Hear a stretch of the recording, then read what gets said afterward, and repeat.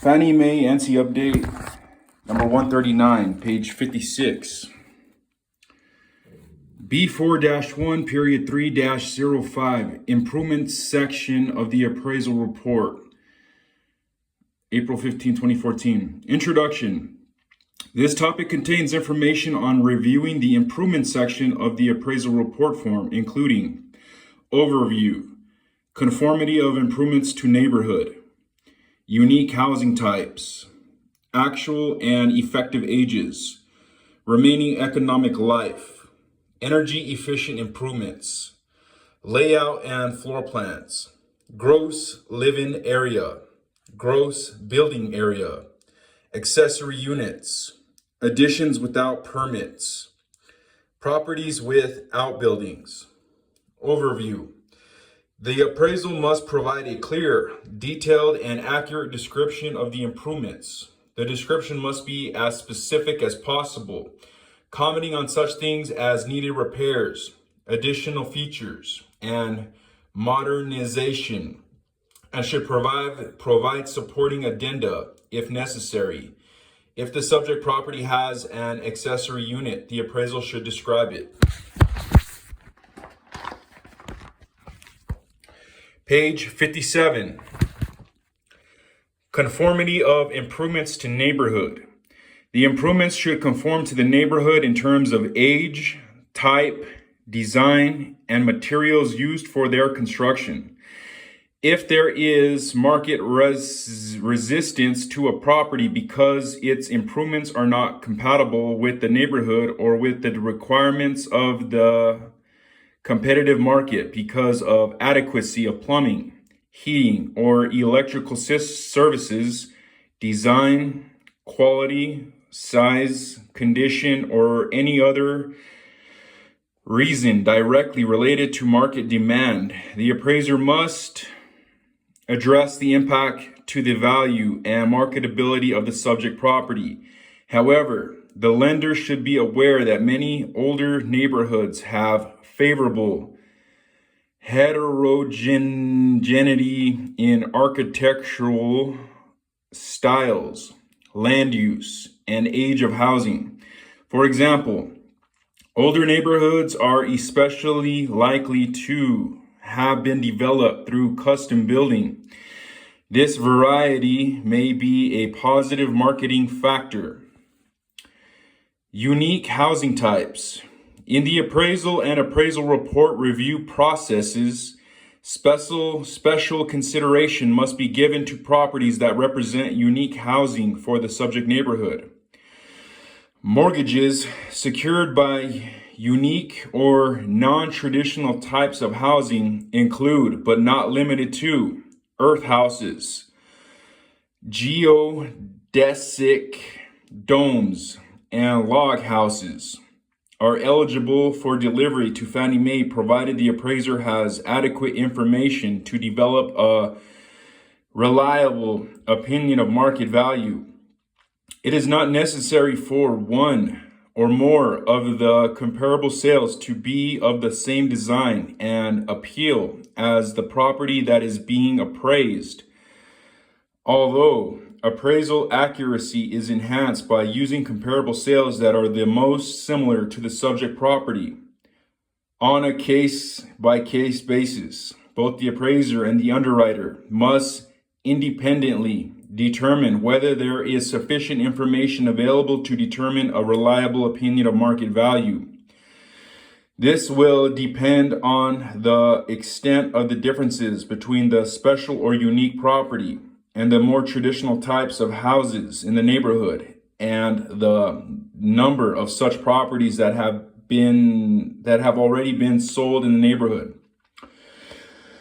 When appraising unique properties, if the appraiser cannot locate recent comparable sales of the same design and appeal, but is able to determine sound adjustments for the differences between the comparable sales that are available and the subject property, and demonstrate the marketability of the property based on older comparable sales in competing neighborhoods, the existence of similar properties in the market area, and other reliable market data, the property is acceptable as security for mortgage delivery to Fannie Mae. If the appraiser is not able to find any evidence of market acceptance and the characteristics of the property are so significantly different that he or she cannot establish a reliable opinion of market value, the property is not acceptable as security for a mortgage delivery to Fannie Mae.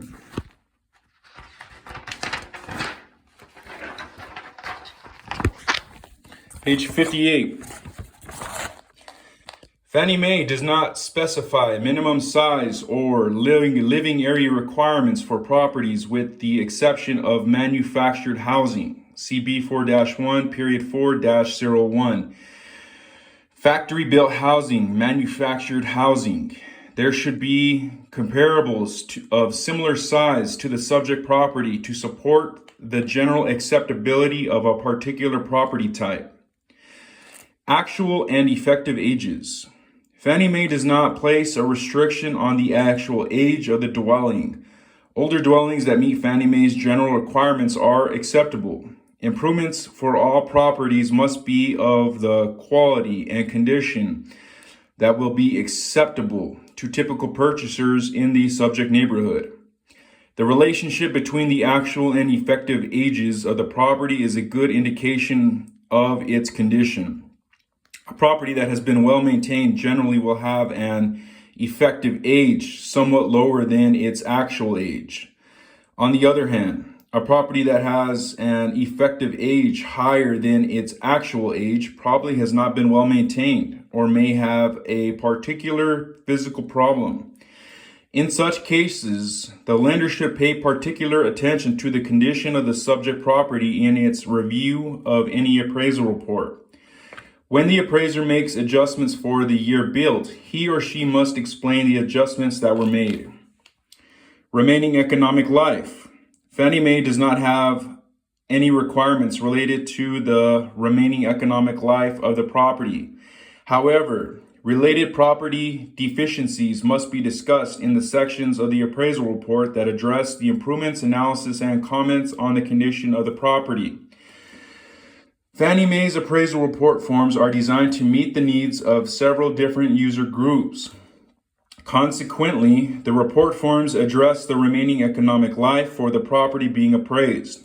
However, appraisers are not required to report this information. If appraisers report this information, lenders do not need to consider remaining economic life because any related property deficiencies will be discussed in the sections of the appraisal report that address the improvements, analysis, and comments on the condition of the property. Energy efficient improvements.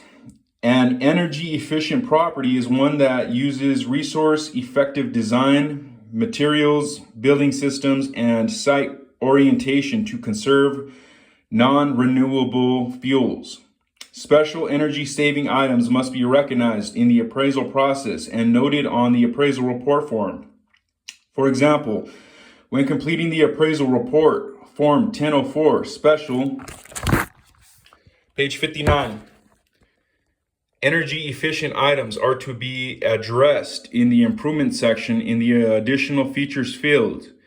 The nature of these items and their contribution to value will vary throughout the country because of climatic conditions, differences in utility costs, and overall market reaction to the costs of the feature.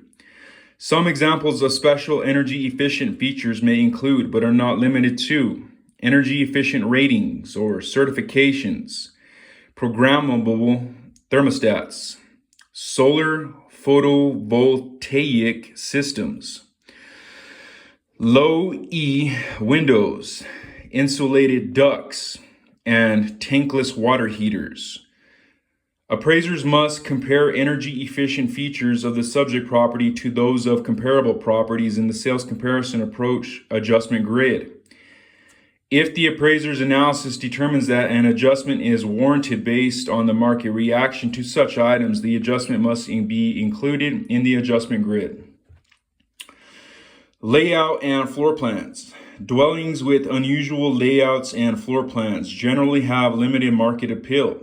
A review of the room list and floor plan for the dwelling unit may indicate an unusual layout, such as bedrooms on a level with no bath, or a kitchen on a different level from the dining room.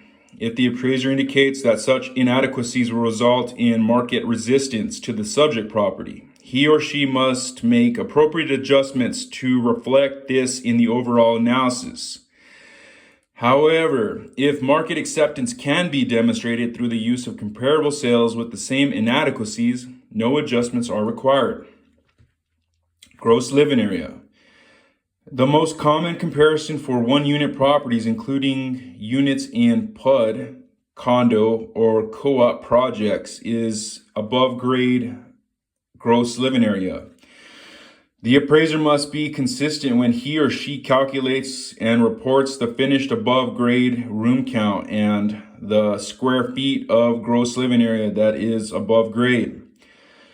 The need for consistency also applies from report to report. For example, when using the same transaction as a comparable sale in multiple reports, the room count and gross living area should not change.